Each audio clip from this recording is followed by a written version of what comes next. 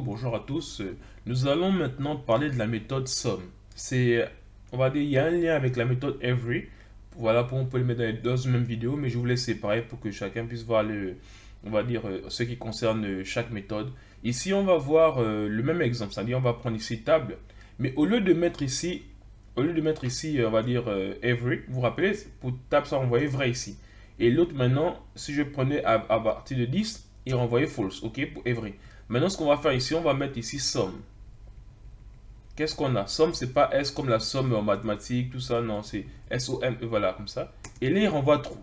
Vous voyez, il y a un problème en fait avec lui, c'est qu'il renvoie true.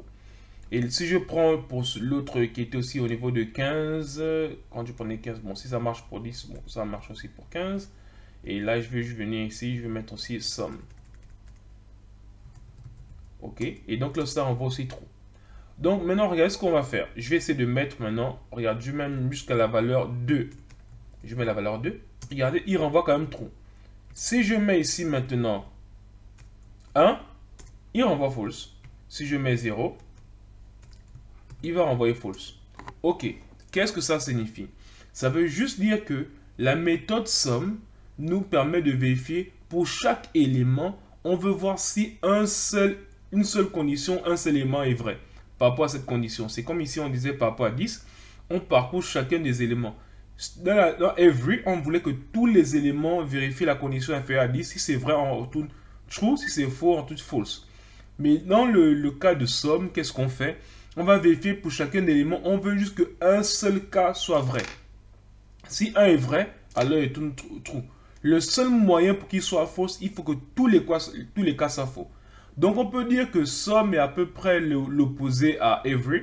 Parce que Every, lui, pour qu'il soit vrai, il doit vérifier que toutes les conditions soient vraies. Mais SUM, pour qu'il soit faux, il faut que toutes les conditions soient fausses.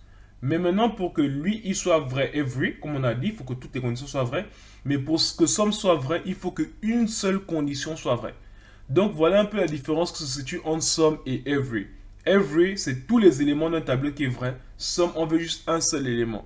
Parce que vous voyez, SUM en anglais, ça veut dire, Every veut dire chaque. SUM veut dire quelques. Et donc, si on peut résumer à la partie mathématique, SUM, c'est plus pour, on va dire, comme on dit, c'est il existe. Souvent, on le note souvent i renversé comme ça pour dire il existe. Ça veut dire que on veut voir si dans un tableau, s'il existe une seule condition vraie, alors on voit vrai. Entre-temps, SUM, Every, c'est comme quel que soit. C'est un sort de V qu'on note. En fait, c'est juste pour dire que si tous les éléments sont vrais, alors c'est vrai. Donc, rapidement, c'est ce qu'on pouvait dire sur SUM. Et on a aussi vu un peu un comparatif avec Every.